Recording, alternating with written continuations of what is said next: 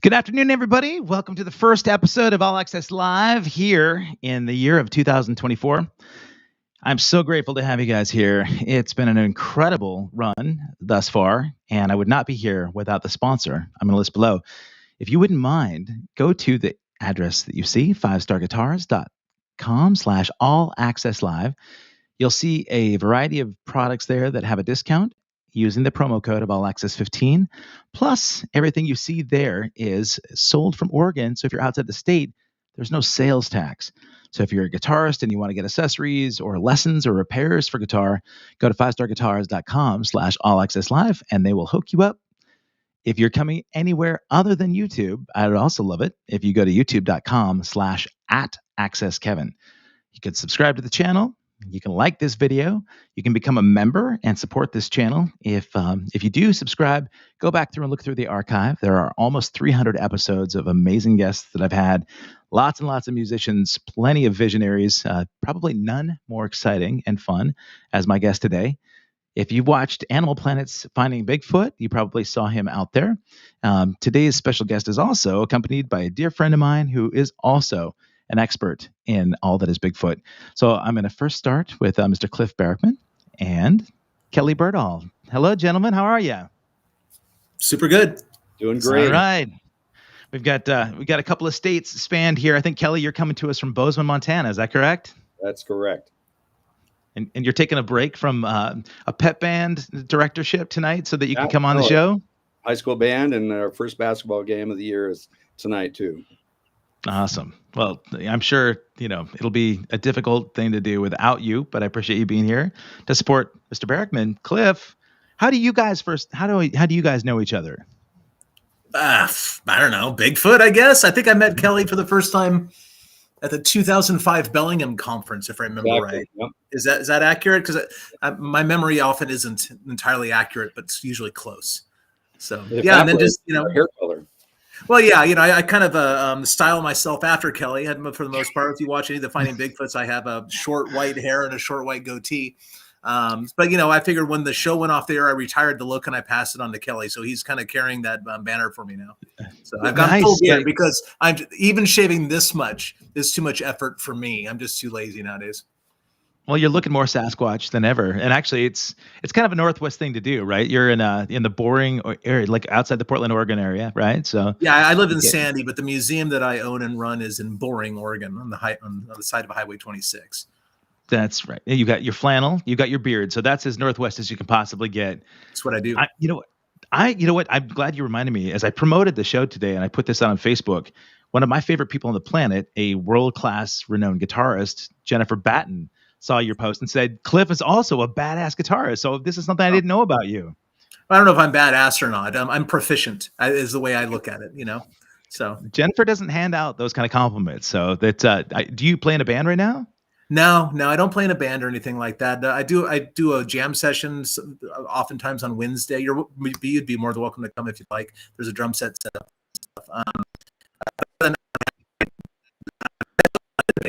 I just don't really see how I have time to do it necessarily. Yeah.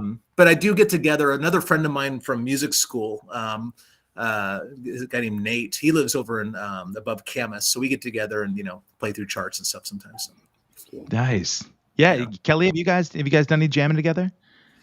No. The second time we got together was when Finding Bigfoot came to Bozeman, and they had contacted me to maybe try to help arrange some witnesses and some sites to get together for the town hall. And I texted Cliff and I said, hey man, I'm playing in a big band downtown and the basement of one of those places in Bozeman. And sure enough, Cliff shows up and we're playing big band down there and got to hang out. Yeah, nice. Well, I love big band. I love that the whole thing, and to hear a whole big. It was right in your face. The place wasn't large at all. So to have 12 pieces or whatever right in front of you, like the bells of the horns right at your face. It's a good experience. And there's nothing timid about Kelly's playing either. So once if you're anywhere within a couple blocks vicinity, then you're going to hear it and you're going to feel it. So, but Cliff, you may not know this, but Kelly and I actually went to Montana. We went to Montana State together, Bozeman Senior High School together, and so I've known him for a long, long time. The white in both of our goatees came from years of time in Montana. one thing I didn't think about in Montana when we were there so much was the prolific sort of sightings and a lot of the encounters that people might have had. So when I moved to Portland, '94, that's where I really started hearing about a lot of things that were beyond like the mainstream media. I think everybody knew about, the shot back in the '60s, right? That they had, the very first sort of widely publicized shot and pardon my ignorance, because you're going to know a lot about all these details, but the shot that looks like there's a Bigfoot walking along the banks of a river, right? So there's some wood and driftwood, I think in '67, is that right? Yeah. And that was that Northern California? Is that one where that first encounter was? Yeah, the film was in Northern California, at a place called Bluff Creek, about 20 miles or more up Bluff Creek. But yeah, that's where it was. And it was October 20th, 1967. Okay.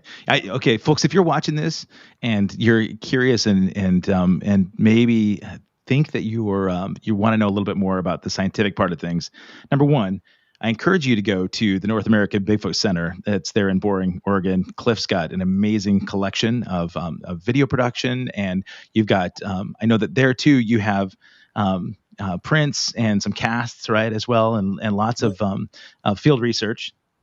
And besides that, people might not know, but you also have a podcast that actually has almost 300 episodes as well, and lots of information about current sightings. And so there's certainly no lack of education being done. So I encourage somebody to discard all of my like ignorant questions, but I'm fascinated by the amount of work that you've done in discovering, legitimacy. I know that you've talked about some debunking, some of the fakes and that kind of thing that have been out there. I see that Charles Coverley, Chuck, is in the chat here. He corrected me. Yeah, so that was the Patterson-Gimlin film. Okay, so that was the first sort of clip that most people had seen in mainstream. And Cliff, I've heard you talk on that a little bit about your first thoughts on that particular film, and then maybe some conclusions that you've come to. So maybe is that the first time that you really got interested in Bigfoot itself? I suppose. I mean, Kelly might back this up. I'm assuming for all of us, it kind of goes back to when we were little boys in the 1970s. And, at the time, monsters were my thing. And I guess they still are. I love monsters, Godzilla and King Kong and Frankenstein and whatever else. And at the time, Bigfoot was just kind of another monster, kind of like the Wolfman, all covered in hair and everything. Yeah. And then, as I went on in life, I always turns out I'm a kind of a weird person. I'm kind of eccentric in a lot of ways. I've kind of kept eccentric interests and whatever else, and kind of a nerd. And then I guess when I was in college, I ran across some books that were actually scientific articles written by anthropologists on Sasquatches. A lot of them were cultural anthropologists looking into like the native traditions about them and whatever else, and drawing similarities amongst them. And some of them were physical anthropologists looking at the footprints and kind of inferring the structure underneath based on landmarks that could be seen. And when you start reading about the evidence, and it's like, okay, yeah, they kind of look like human feet, but they're different. And turns out those differences are exactly the necessary biomechanical redesigns of the foot needed for a mass of their size.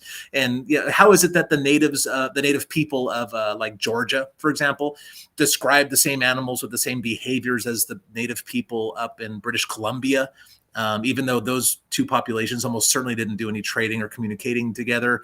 And on top of that, some of those behaviors are now recognized ape behaviors that we didn't know about until Jane Goodall and Diane Fossey started doing their pioneering research in the 1960s and early 1970s. And it's like when you start reading about the evidence and you start thinking, okay, well, it's either real or not. It's an animal, or all this is BS and it's made up. And suddenly, like after learning enough, you start realizing that the scale is tilted beyond reason. And sure. The evidence is, I think, squarely in favor of Sasquatches being perfectly normal, real animals. And that's kind of what the conclusion I came to in 1994, 30 years ago, basically.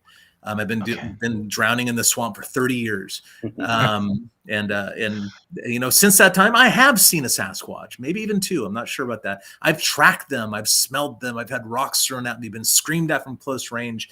I literally casted footprints on December 31st. 2 days ago, I cast footprints and handprints from a very active area that I've been monitoring for years.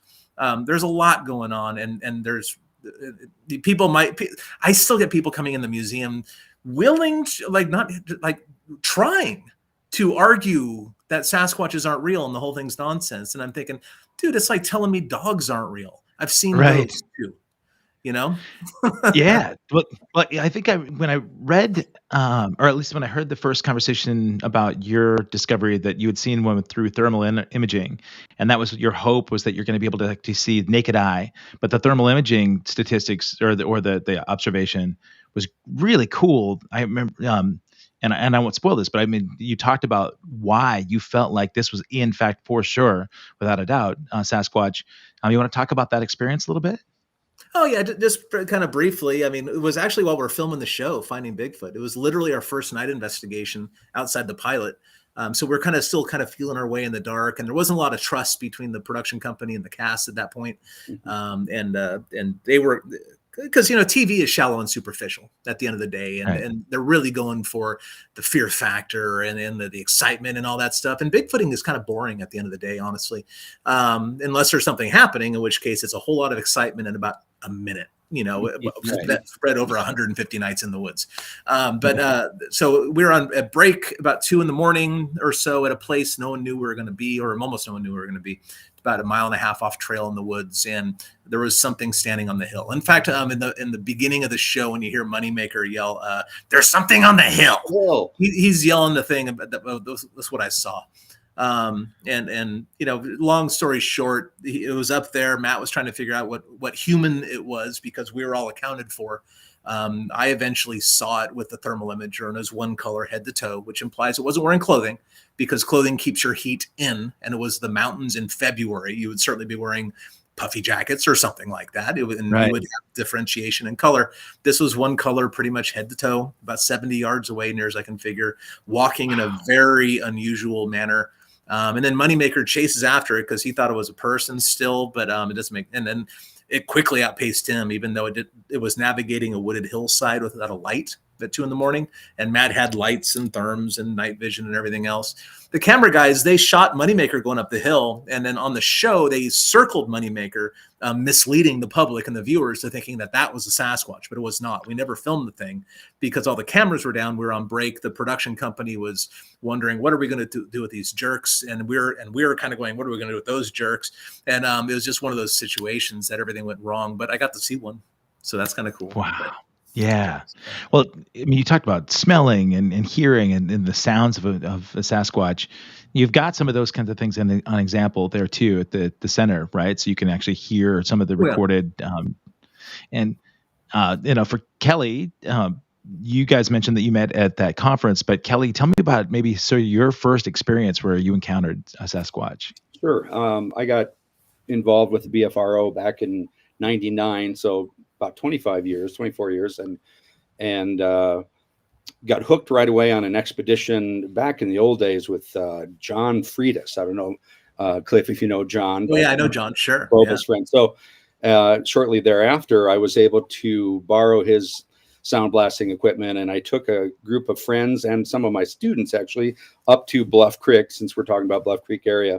And we did a little mini expedition over a Memorial Day weekend, and we had broadcast a couple calls up top of this gate, locked up the stuff in the truck, and we hiked down 3 miles to Fish Lake up there in the Bluff Creek drainage. And through the course of that night, we, like Cliff had said, we got screamed at aggressively 3 different times through the night.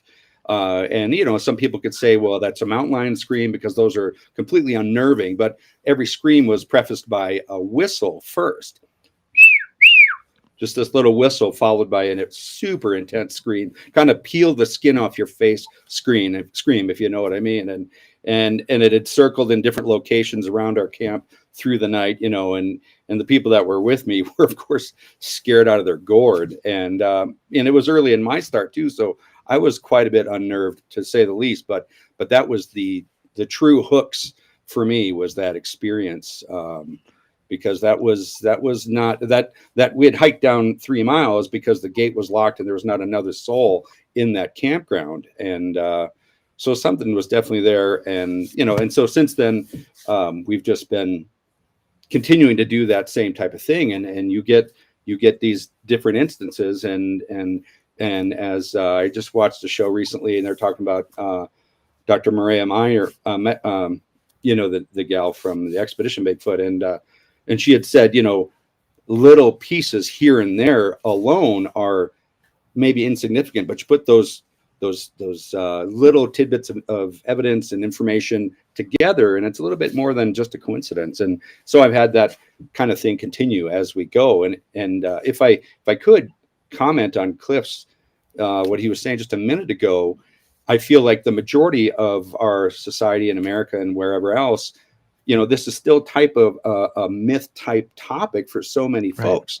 And it's until you just get below that surface, like Cliff was talking about, reading a couple articles and a couple journals, and you just get below that surface and you start discovering the information there's valid, authentic, substantiated information that's really solid evidence. Those things, you start finding that, and it's hard to argue that. And so obviously the people here are interested in Bigfoot and Cliff, but man, the general public out there, it'd be great if they would just get below the surface, open a couple things and look a few different places and realize, wow, there's something to this, you know? That's one question I had for both of you guys, that Cliff, you had so much experience with TV, and we've seen the prevalence of reality TV just becoming so preposterous, right? That it almost seems like it devalues, it's just for entertainment value. And so do you feel like between the paranormal shows that are out there and those kinds of shows that are just they'll take anything that might be saucy and exciting and maybe blow it up into something that's it sort of devalues, the validity of these things. So even though you were a big part of finding Bigfoot, do you think it may have been detrimental to the discovery and the advancement of their discovery? Well, that was a huge concern by all of us, because most TV shows are populated by actors, essentially, and they may become more experienced in whatever field it is later on. But when they first start out, they're actors, essentially, and they're more than willing to act and play the part. It's acting to them. So I can't blame them. They're doing what they do. But they foolishly hired real Bigfooters for finding Bigfoot.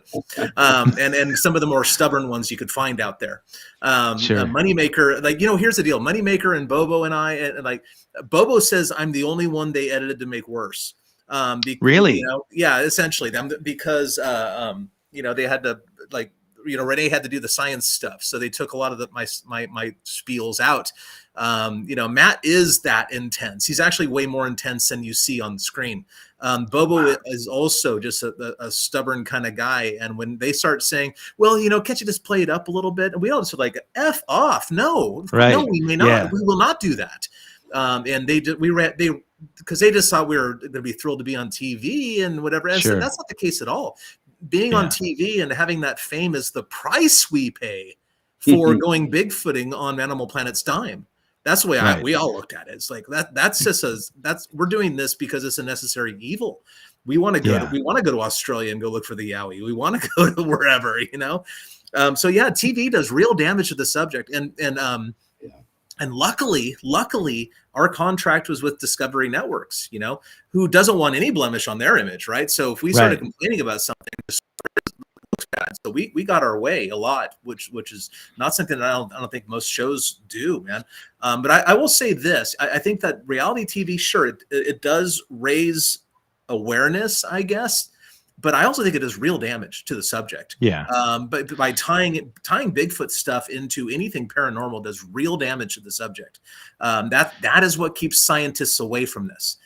Sure. That is what keeps the people we want looking into this subject, the biologists, the field guys, the natural folks, the naturalists.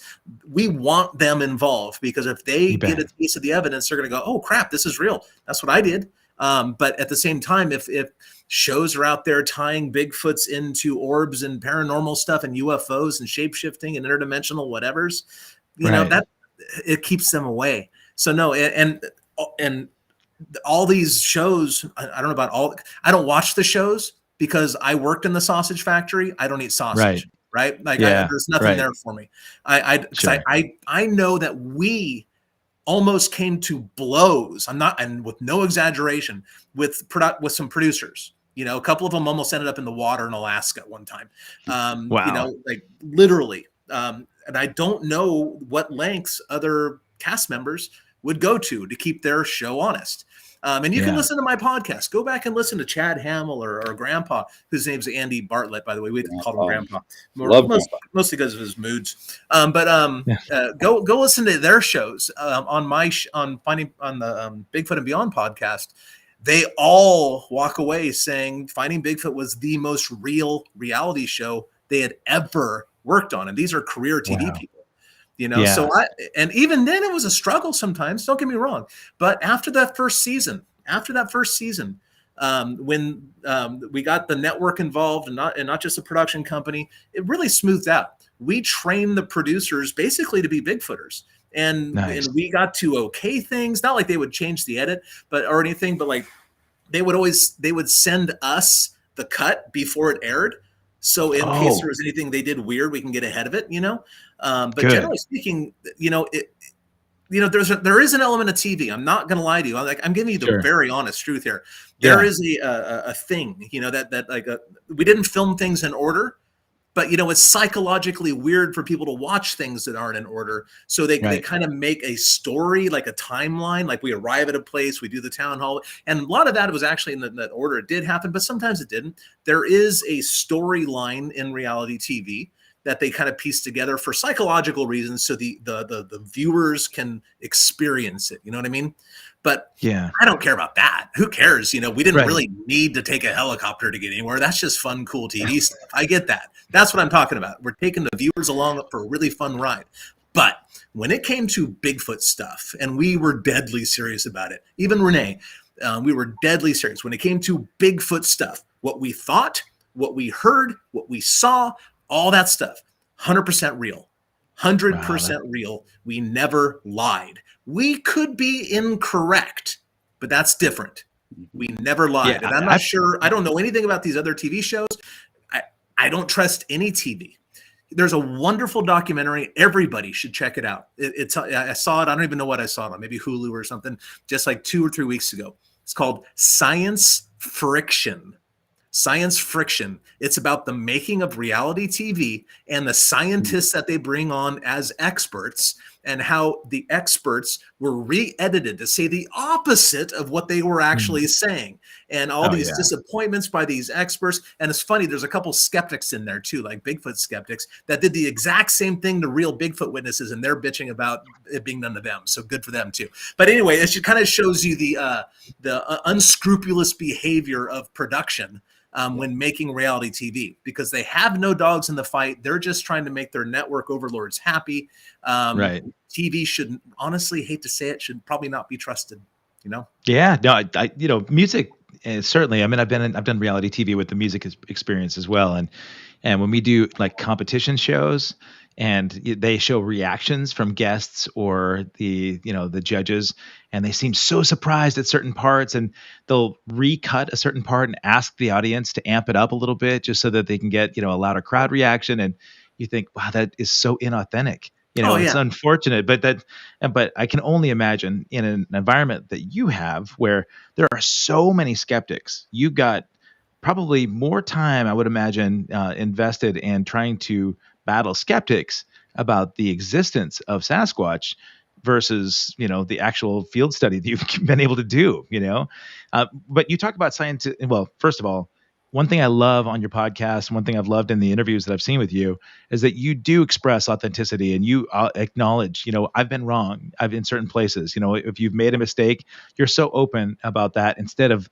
dying on that mountain, committing to, that you are absolutely right 100% of the time.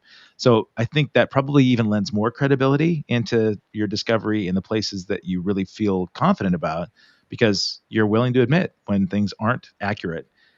Yeah, I'm not a huge fan of ego, man. Like, and the only time I'm not making mistakes is when I'm asleep, I think. And even then, a lot of times I don't sleep well. So like, you know, That's why you're still happily married, buddy. You know, the fact that you're willing to acknowledge that.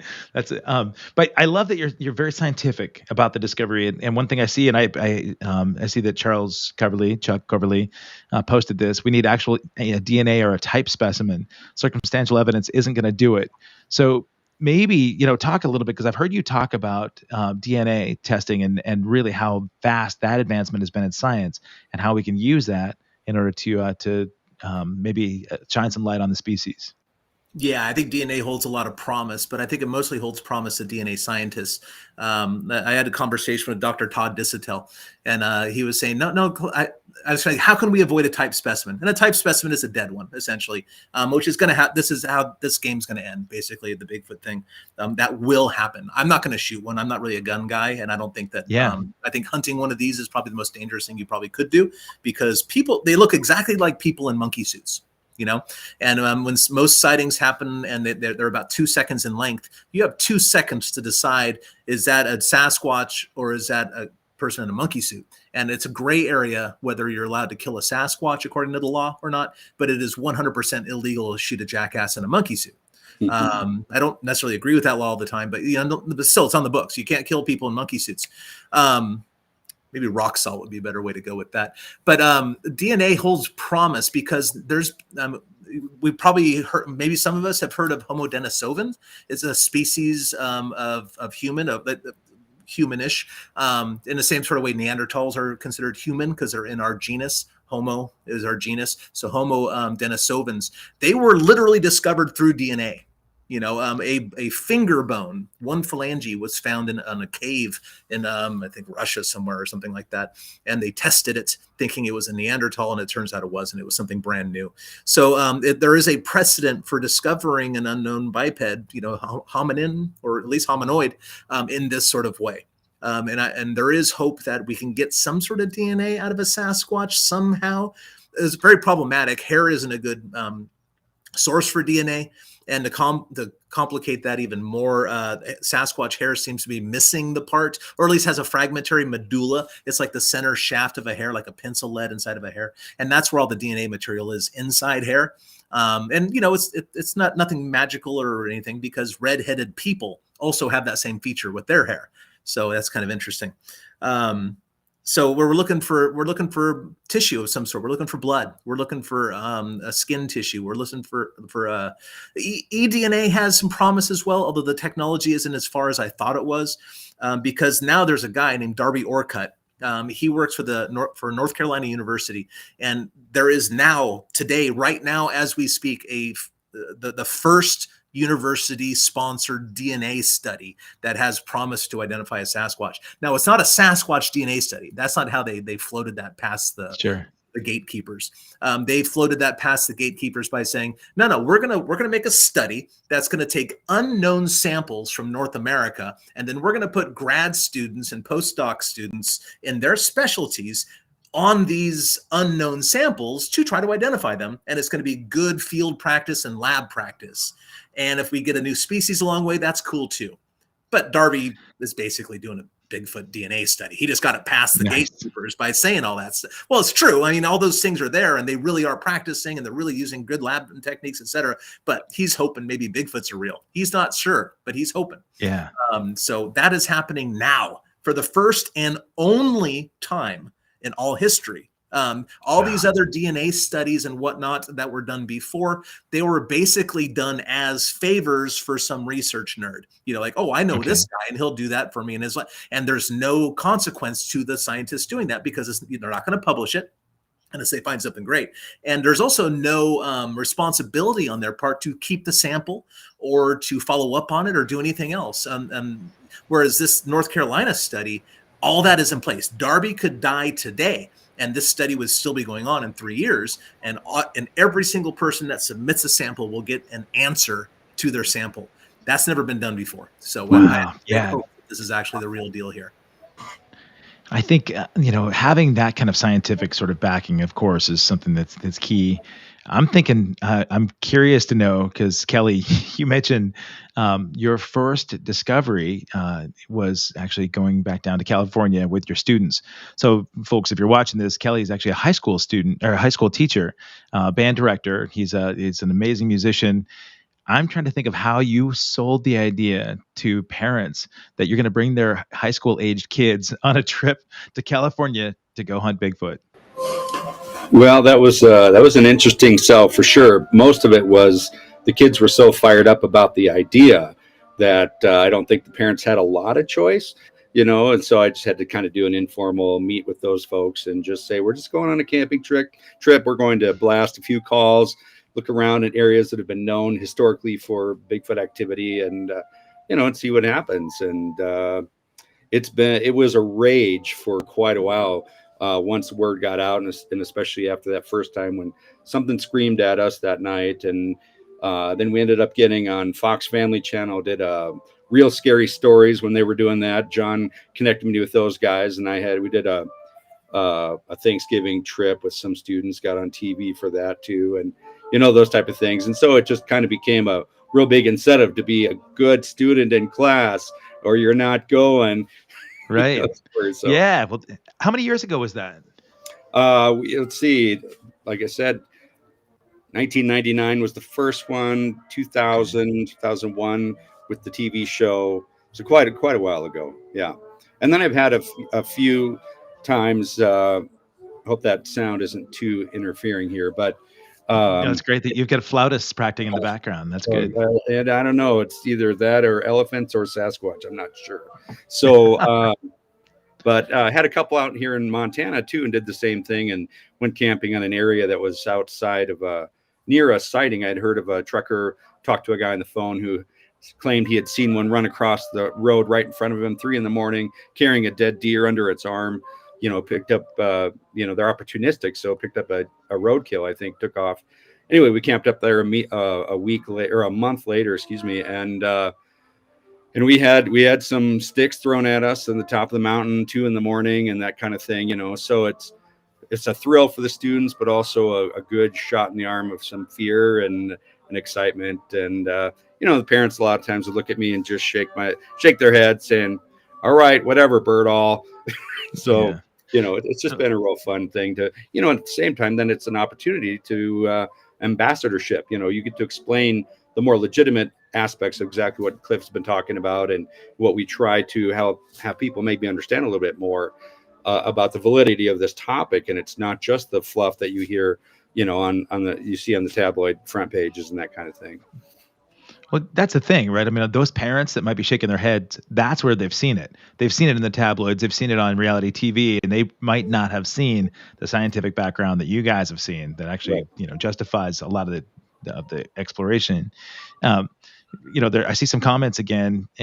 Chuck is obviously he's done some research as well. He talks about how since so many Bigfoot witnesses have mentioned that they do look so human, if they do exist, they're obviously they're a very intelligent hominin.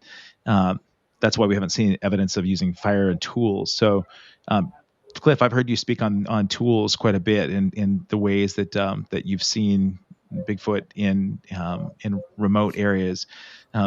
One thing that I was fascinated by was the presence of nests. So you were exploring some Bigfoot nests, and so maybe tell me a little bit about those discoveries and what you found there.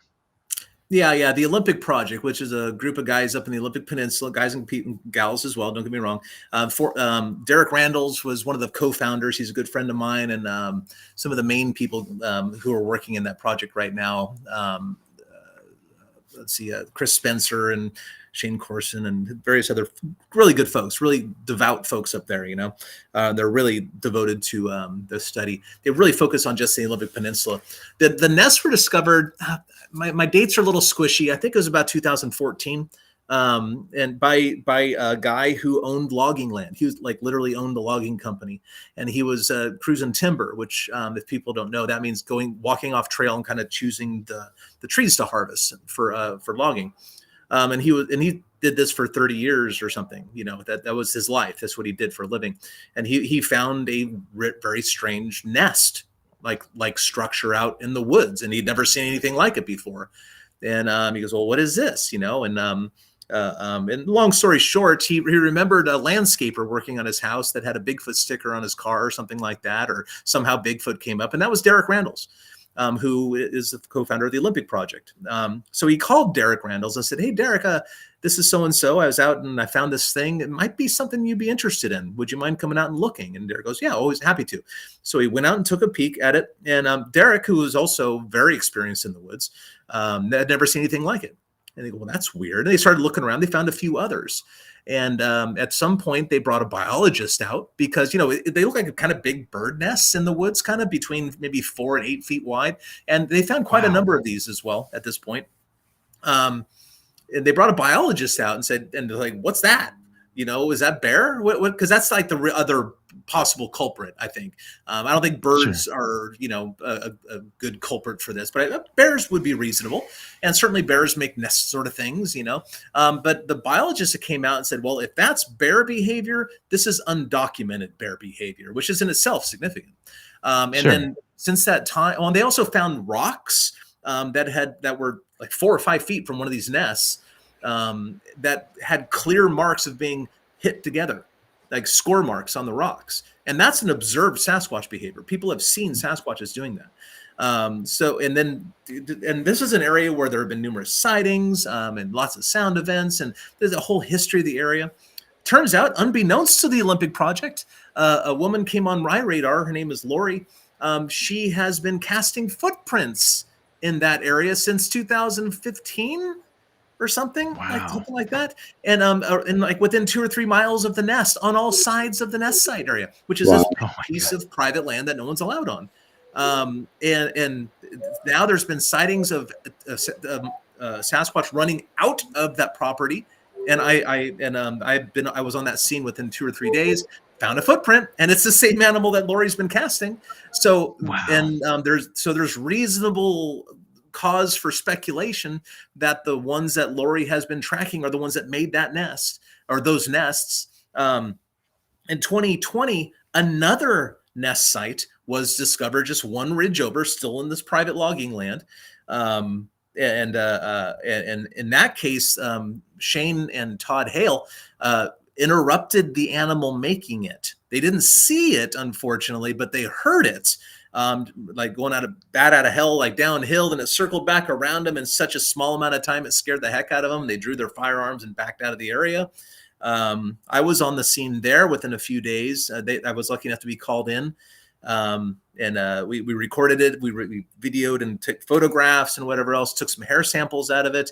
We left it alone for a period of time until we were sure the Sasquatches wouldn't be coming back. Essentially, we didn't want to disrupt natural behavior. But after we were confident of that, we collected nesting material. It's a very interesting circumstance too, because what we discovered by digging in there was that the Sasquatch, and I'm confident it was a Sasquatch, and I'll get to that in a minute why it was actually repurposing a bear den, which I thought was fascinating. There was a den that was clearly a bear den. You can see the scratches in the wall. We got some bear hair out of it, etc. And the skeptics, of course, go, well, the whole thing was bear. No, it wasn't, because there was this, the den was underneath this fallen log in this brushy area that you had to crawl into. But something, a Sasquatch, was digging out the bear den to make it a little bit larger. And there was a pile of dirt outside of the bear den. Like, it's called tailings. Like when you dig out stuff in the mine, that's a tailings pile. There was a handprint in the tailings pile. We also found 13 and a half, 14-inch Sasquatch footprints underneath the nesting material. So I'm completely confident that a Sasquatch was involved. And we're pretty sure it was a bear den. We got bear hair out of the area, et cetera, and they're scratched. So it was repurposing a bear den for its own use, which makes sense when you think about the purported intelligence level of Sasquatches. They're pretty smart. They're probably the smartest thing out there. They're not humans. They're not doing math or fire or anything like that. Right. But, they're real smart animals. And what better way to save calories than repurpose something that another animal has already done? So it just makes a lot of sense. Charles mentions in the chat here, he said that seems like that'd be a perfect place to harvest DNA from the hair. So you mentioned that you took hair samples out of that den. Have you been able to do any research from the hair? They're going to Darby. Actually, we literally, that was like 2 years ago, and just because of my schedule and lack of focus in general, we just now finished going through the very last bit of the nesting material. Like literally a month ago, we finished doing this, and we're submitting all the more interesting samples to Darby for that DNA study. We'll see if anything comes from it. But the previous nest site, one ridge over, the first one, Dr. Meldrum took core samples from some of the nests, so the ones that humans hadn't fiddled with at all, and sent those off to Dr. Todd Disotell. And Todd had a DNA test run on them, and he said that he found human DNA.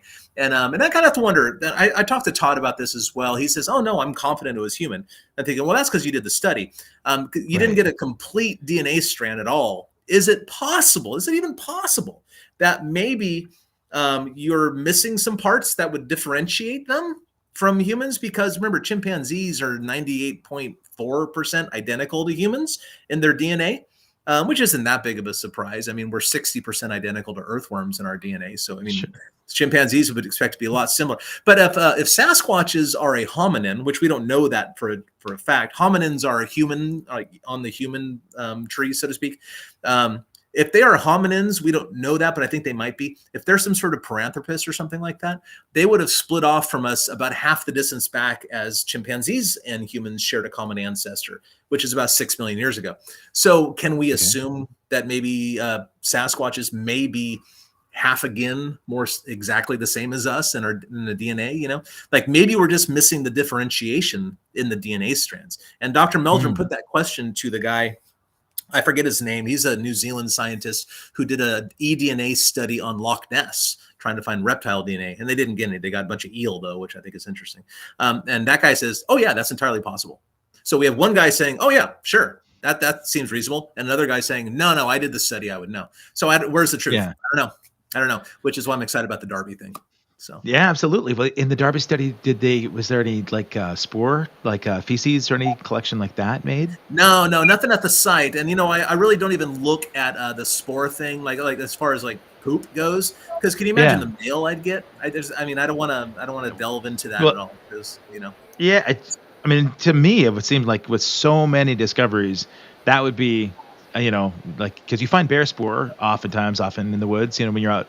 I'm sure both of you guys, as you're off hunted, you've seen some black bear or even grizz where you're at, Kel, but and from what I understand, and I'm completely ignorant on the subject, but for the most part, Kelly, you mentioned that Sasquatches are opportunistic, so they would be meat eaters if they collected that, but they're primarily out collecting berries and vegetation. Is that the suspicion? Well, they're omnivores. They eat everything. Yeah. Okay. All right. And because it just seems like you'd find some fecal matter at somewhere in these collection spots. But yeah. Well, there's two things. I'm only aware of 2 sightings where they've taken a dump. Okay. And there's some problems with poop anyway, because if you DNA poop, you get the thing that it ate. You get the DNA of the thing it ate. Unless you get it so steaming fresh and you just slough off the outer layers, because the outer layer of the turd itself is what it comes in contact with the animal, and it will slough off intestinal cells. But it has to be steaming fresh, right? And I'm only aware of 2 sighting reports where they saw the Sasquatch take a dump. Number 1 was 1967 or 8. A guy named Glenn Thomas down in the Clackamas or Calawash River actually said he saw a female take a dump while it was standing in the river, wiped its ass with his hand and kept on going with it. Just kind of, that's what apes do. Now that's interesting to me in a couple ways, because I had an iguana as a pet for a number of years, and I know that we had to poop it once a week by putting it in water. I said, well, isn't that interesting? I know I jump in the shower, I got to take a leak. You got to take it one step further. Maybe that's what they do, which is why there are so few giant turds found in the woods. But there's another thing too. Dr. Jeff Meldrum from Idaho State University shared with me an account that was told to him by a Yakima native person who I believe was a tribal cop, if I remember correctly. This guy saw a Sasquatch and followed it from a distance, and he said that he saw the thing pop a squat in the woods and then immediately covered it like a cat. Wow. Well, isn't that something? So the only 2 reports of it taking a dump at all, or one of these things taking a dump at all, in both cases, you wouldn't really expect to find the poop itself. You know, you're like, where'd that shit go? I don't know. Right. Yeah. You know, one thing that I hadn't seen too, and just sort of researching this a little bit, I when people have made some observations and they've got photos, and some are obviously they're they're doctored photos, but the ones that look very authentic, I never see small child size, juvenile Sasquatches. Have you discovered any yourself? There's a photograph in Vermont that seems to show one. It's called the Vermont Okay. Trail Cam by a guy named Frank Skiesienski, I think his name is. His last name defies my pronunciation. But really cool guy. I know the guy. He's a kind of a Bigfoot guy himself. There is a picture of a Sasquatch kind of leaning over to pick something up, and there's a different colored thing apparently grabbing onto the chest of the animal bending over. The hair Wow. is different, and on one of the shoulders, you see what looks like a hand grabbing on from underneath. It's not a clear shot by any means, and some people even think it's an owl because that's what the Department of Fish and Game or whatever said it was right away to try to write it off. But it clearly is not an owl. I think it's ridiculous to say that's an owl. But yeah, it's on the Vermont Trail photograph. I've done a pretty in-depth analysis of it. I posted it not on the museum website, but I have another Cliff website, cliffbarackman.com. And there's an article there with my analysis of it, and people can come to their own conclusions. But I think it's a Sasquatch. Ah, And that's it cool. has juvenile grabbing onto to his chest, which is what apes do. I mean, that's what we do. We're Right. apes. Yeah. Right. Yeah. Kelly, for a while too, you had maintained your the Montana Bigfoot Research Center website as well, and you were collecting a lot of reports from people. People could submit their reports, and I know that Cliff, your website as well, has the opportunity for somebody to submit photos. Have you guys, either of you, ever had any that were clear? And because I was looking at some of the more convincing, Bigfoot reports that were out there, like the Allegheny Bigfoot in Pennsylvania. That the photos looked so clear of the one, sort of almost on all fours. Did you guys ever have any that were so clear that way that you were able to do some tracking and research with? I wasn't up here in Montana. I was not. We didn't ever have a real good photograph or video, so I'd have to defer to Cliff on that one. Yeah, I've seen some pictures that I think are legit. I don't think the Pennsylvania one's legit, by the way. I don't think it's a hoax either. I think it's a bear. I think it's a weird looking bear. And the reason I go with that, by the way, is because it completely lacks butt muscles. Because it's a funny thing to say, but it's absolutely true that Bigfoot got back. Bigfoot has big booty, essentially. If you see a picture of a Sasquatch that does not have a big butt, it is not a Bigfoot. Because your butt muscles are the most, they're largest muscles in your body. And what butt muscles are used for are basically 2 things. Number 1 is walking bipedally. And the number 2 thing is holding your torso over your pelvis. In other words, an upright posture. That's why bears and gorillas and all these other animals do not have big butt muscles, but that's why humans and presumably Sasquatches would. Especially when you consider a Sasquatch, like I'm not a large man. I'm 5'8", like a Sasquatch my size, I weigh about 200 pounds. A Sasquatch my size would weigh 250 or 3 or more because they're just built differently. They're a more robust species than humans. And to keep a like the Patterson-Gimlin film, you mentioned the Patterson-Gimlin film earlier, that creature's about 6.5 feet tall, give or take a few inches, not really that tall at all, but she probably weighs 400 or 500 pounds because she is a barrel from front. Like she's wider than any human on the planet and almost that same depth from front to back. And that is a mass that has to be supported by muscles in your butt. Your butt muscles support that as a pillar on your pelvis. And when you consider the bipedal walking that they do up and down slopes like this and the rough, uneven terrain, their butt muscles would be huge. And we actually have a really amazing butt print that shows that the backs it up exactly like this. Like the butt cheeks don't squish together, so you can see the butt crack, the natal cleft. I'm sure you didn't want to go here, but too bad you got me on. That was good. The butt cheeks are so muscular they don't push together like in humans, most humans, because we're flabby things sitting around on desks and looking at computers. They're like Arnold Schwarzenegger butt cheeks, like when he was like at his prime, essentially just rock hard thingamabobs, right? And that's what the Sasquatch's butt is doing at the same time. And so the Jacobs photos, which is what you're referring to, completely lacks a butt muscle. Almost certainly a bear. And Dr. Meldrum knows. I mean, he says, no, look at the shoulders. Those are the shoulder bears, shoulder. That's the shoulder structure of a quadruped. So unfortunately, those are nice, clear pictures. And I thought they were Sasquatches for a while, but upon learning a little bit more detail, they're not apparently. But there are some pretty good Sasquatch photos out there. Most of them are not online. The owners of them just don't want the attention. They don't want them out there. There's one great picture that I have access to from Oklahoma that I don't post it anywhere. I don't share it or anything like that. But we approached the owner of that picture to be on the TV show. And she said, no, they don't really want the attention. And it's okay, we'll blur your face. We'll change your voice electronically. No one will know it's you. And she goes, no, all I want is to be able to hunt my property and not be afraid. And you can't give me that. No. Wow. You're right. That makes sense. Right. Yeah. I would imagine because a lot of these discoveries were made on private property. Right. And so if you're out there divulging, you're going to have people just, invading their space. You mentioned the show, and I was thinking about this when you talked about the first pilot when they came to you, and you mentioned that they were sort of looking for Hollywood types, ways that they could sell. Well, they didn't mention that. That just turns out to be true. Right. Okay. But then when you got the pilot shot and they said that they were going to extend the show, I mean, you were on the show. The show went for like several years, like 8 years. Is that right? Yeah, like 8 or 9. Yeah, like we started filming in 2010. It aired in 11, and then the last episode aired in 2018. That's so. You had enough opportunities to get out there. Was it kind of nice to be able to get maybe some funding so that while you're out there, this is an opportunity? Because if you're out there and there's a particular area that you want to go out and do some research in, it costs you money, right? It costs you money and time, and you've got resources. So at least you had Animal Planet or Discovery Channel's sort of pockets to say, we'll sort of invest in your field research, but we're going to send cameras along. Did you kind of use it as that opportunity where you could actually go out and that's all it was for me. Yeah. That's cool. Because there's not a lot of money in TV. I'm not a wealthy man. I guess towards the end, I was a teacher. I was a teacher at a charter school on top of it. So not even union, I was a very, very poorly paid teacher. And I never really changed my lifestyle.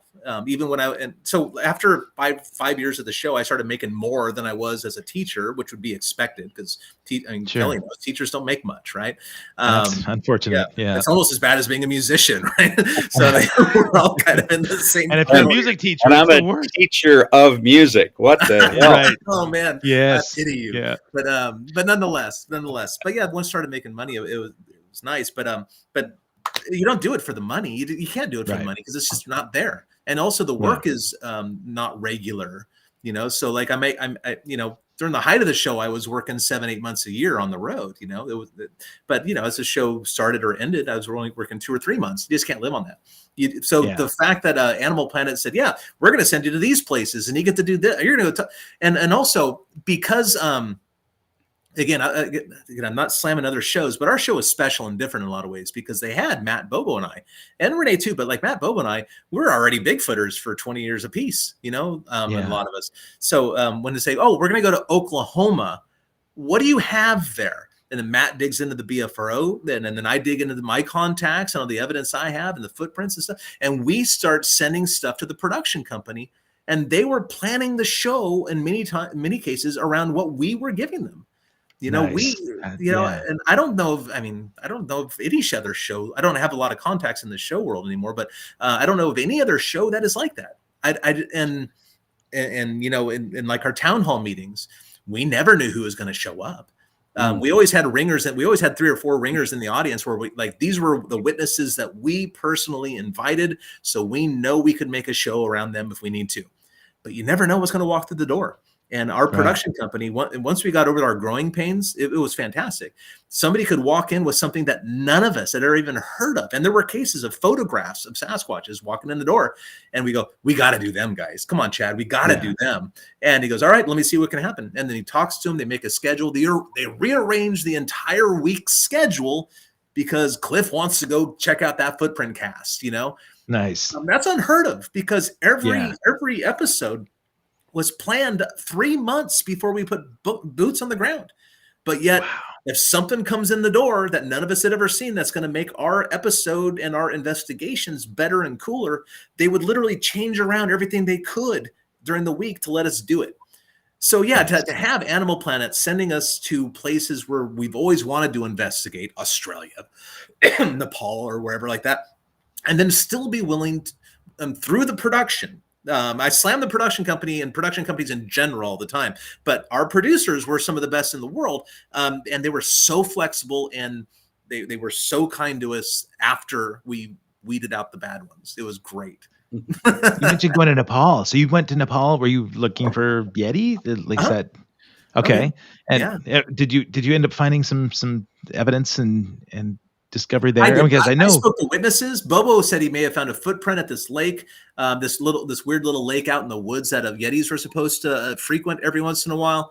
But it was a weird trip. I mean, Bobo was also accused of causing a flood, which doesn't happen very often. Yeah, he's like some sort of demigod status at some point.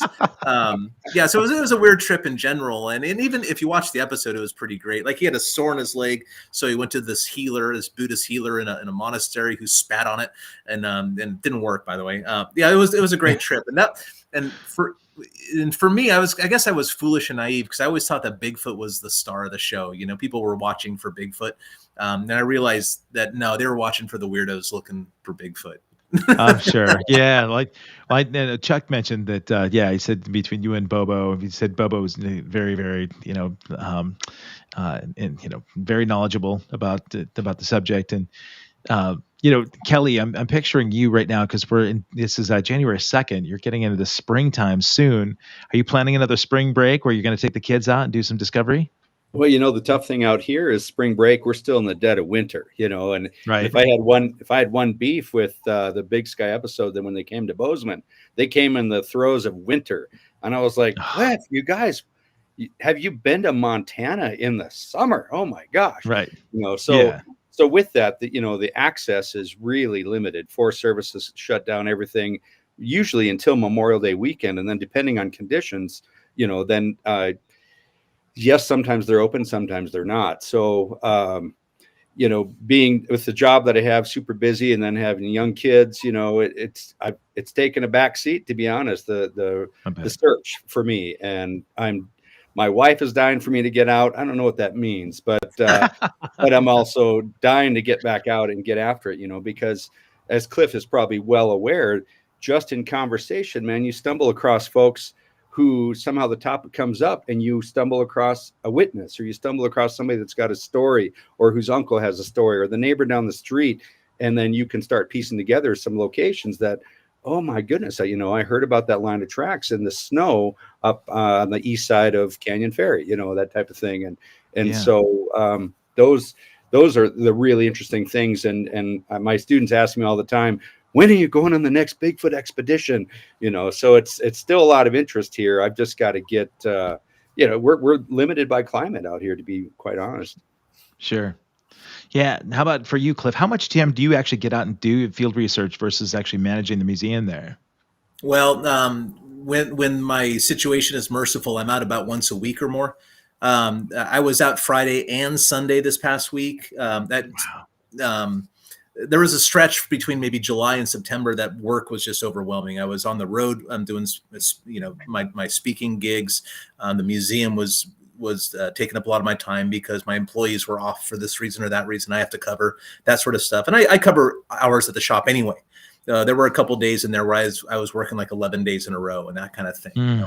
So, but I'm on, if things are normal, whatever that means in my life, at least. I'm out about once a week or so. If something's happening, then I will get out a little bit more than that. But the December was really good. We found tracks 3 times. Then there was a brief piece of footage that surfaced out of Eastern Oregon called the Umatilla footage, or the Walla Walla River footage. I got a hold of the witness and went out there and interviewed her at the location and tried to do some recreations and stuff. So it's been feasting lately, but sometimes there's famine. Of course, like anything else, man. I just picture, if a windfall of money came then it would allow you guys both. Kelly, you can step out the classroom. Although I know a lot of people depend on you. You're a very highly regarded music teacher, and from my alma mater, man. I mean, I know that Bozeman High School is very, very fortunate to have you in there. So these kids are blessed beyond all like.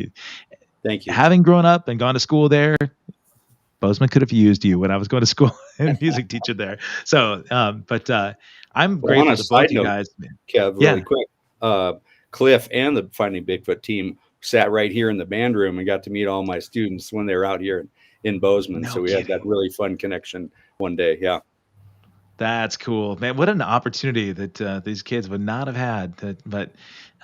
So with TV and their past, Cliff, what's your hope then? At least maybe expanding on the scientific results from the Darby studies. Is that what you're kind of holding your hat on? Maybe that's going to be the next step to introduce people to the validity of these findings. Well, I don't really see. I don't have a goal. I'm not really a goal-oriented kind of guy at all. Really, I'm because I go for walks and I don't go for walks for the destination. I just do it because I enjoy it, right? And that's kind of why I do Bigfoot stuff. I'm really just trying to learn about the animals because I think they're cool. Yeah. The museum here has 3 different purposes essentially. Because you have to have a purpose, but it's kind of made them up. But really, like the three reasons we exist is number one, educate the public that Sasquatches are perfectly normal animals. They are not UFO riding, shape-shifting, interdimensional forest friend lover being angel things. That's nonsense, and it does damage to the subject. They are perfectly normal animals. Second of all, we are trying to find and curate historical collections because the first generation of Bigfooters are basically all dead or dying. And the second generation, they're not, they're art members now too. They're kind of geriatrics and stuff. So what happens when they die? Their son or daughter who thinks Bigfoot is all nonsense throws their stuff away. No, we're trying to locate those before they're lost forever, because Sasquatches are in fact real animals, and all this pre-discovery history will be of great interest someday, probably long after I'm dead, but that's not the point. I'm trying to do something for the future of this subject because the subject deserves it.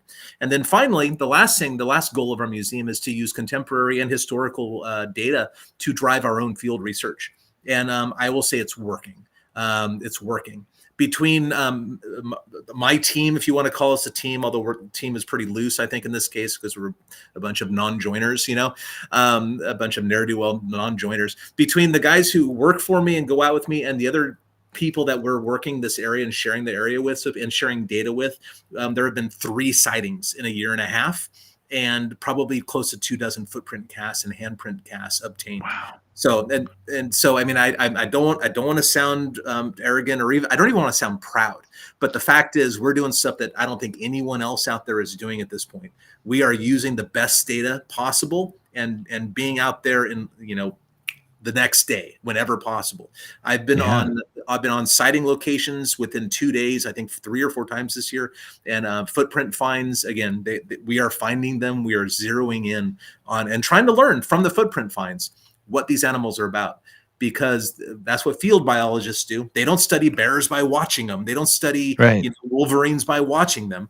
They find their tracks. They find their foraging site. They find their spoor in general and then study that. And we're approaching this subject and these animals as a field biologist would. And for once, for one of the only times, and I think the only thing out there happening right now is kind of us, and there's probably a few people out there. Tom Shea in Kentucky is a good example. I think that there's other good people doing good work in other places. But whatever it's worth, man, I'm really happy with how things have progressed and my learning curve, because I'm not an expert. I'm a learner, just like everybody else. Yeah. Well, I think it's expert. There you go. Well, I mean, like I said, acknowledging, where you might have made mistakes in the past, but learning from all of that and helping share this information is important. I know that, props to our mutual friend, Kelly Lemieux, for making sure that he reconnects us as well. Kelly is a bass player for the band Buck Cherry, the rock band Buck Cherry, and he's been dubbed fondly by many of his friends as Sasquatch because he kind of looks like, like hairy beast that's out there. But I think he brings a little while he brings novelty to it, I think he's very much serious about their findings too. So while he's out there on tour with Buck Cherry, hopefully Kelly's out there educating people on the discovery of Bigfoot through North American Bigfoot Center, right? So Kelly, I know that you took a really important night off just to be here and share this time with us. And Cliff, man, it's been several years since you and I got to hang, but I'm grateful for your time here. And again, happy birthday to your wife and celebrating this over the New Year's holiday. Guys, if you got here late, do me a favor and go to the NorthAmericanBigfootCenter.com. You're going to find not only the museum that Cliff Barackman has put together with plenty of information and field study discoveries, but he also has a podcast, Bigfoot and Beyond. If you go to look at that at any of the podcast repositories, you'll find them there. If you're anywhere in the Bozeman, Montana area, make sure you go see Kelly Birdall and his amazing big band and support Bozeman Hawks Music Department. Oh, you know what? Before we go, I just want to do this for Charles Coverley. Chuck, I appreciate your support here on the show. He wants your breakdown of the Patty film. Cliff, do you want to just give your breakdown on that? Yeah, it's real. It's a done deal. It's real. Yeah, pretty much. I mean, you could do 3 1-hour segments on the PG film. I think it's one of those things. The people who say they were the guy in the suit, none of them know the film site. The closest anyone's ever got is about 20 miles away. The arms are longer in proportion to the legs of the creature than any human on the planet. And the arms have to be that long because you can see individual fingers moving in the film. Bob Gimlin, who's still alive and a friend of mine, by the way, he's like 94 or something at this point. He's slowing down a little now. He stopped breaking horses 2 or 3 years ago. He was screwed out of his 1/3 cut of the film. He was promised 1/3 the amount of money that film ever generated. He was completely screwed out of it. He eventually sold all rights to the film for $1 to Renee DeHinden. And to this day, he says that, it was a real animal. I really saw that thing. Oh my God, they are real. Yeah. But yeah, there's so much more you can talk about. If you want to check it out, learn a little bit more about the film. The best book on the subject, specifically that film, is by a guy who worked in the film industry at that time. He's an expert in that kind of film and the whole nine. He literally made the ape costumes for various movies like Congo. He's an expert costume maker, and he makes museum replicas of extinct animals. And his name's Bill Munns. He wrote a book called When Roger Met Patty. You can buy it at the North American Bigfoot Center if you want. In fact, you can buy autograph copies at the NABC. I can't get that anywhere else. But if it's about 200 or 300 pages, it's the deepest dive you're going to find. Check out that book if you're interested in the film. Fantastic, man. Well, Chuck, I appreciate you asking about that one. Cliff, Kelly, both of you guys, I so much appreciate you being here. Everybody, if you got here late, like I said, if you go to this YouTube channel, youtube.com/@accesskevin, and hit the subscribe button, you'll be able to go back through and look at this thing from the beginning. And you can also go and find the other 290 some odd other episodes. Tomorrow, January 3rd, I've got Jamie St. James, lead singer from the band Black and Blue, also sang for the band Warrant for some time. And he's got an amazing story about their discovery from Gene Simmons and Kiss. And so we're covering the gamut of all sorts of exciting stuff this weekend. But in the meantime, I welcome you all to 2024. And Cliff, it's great to see you again. Kelly Birdall, I miss your face, man. Go rock the Hawks, and hopefully the Hawks win their first game tonight. And I look forward to seeing you guys in person. Cliff, I'll see you at the North American Bigfoot Center. Thanks again, guys, and Thanks, be good humans. All right. Take care. Take care.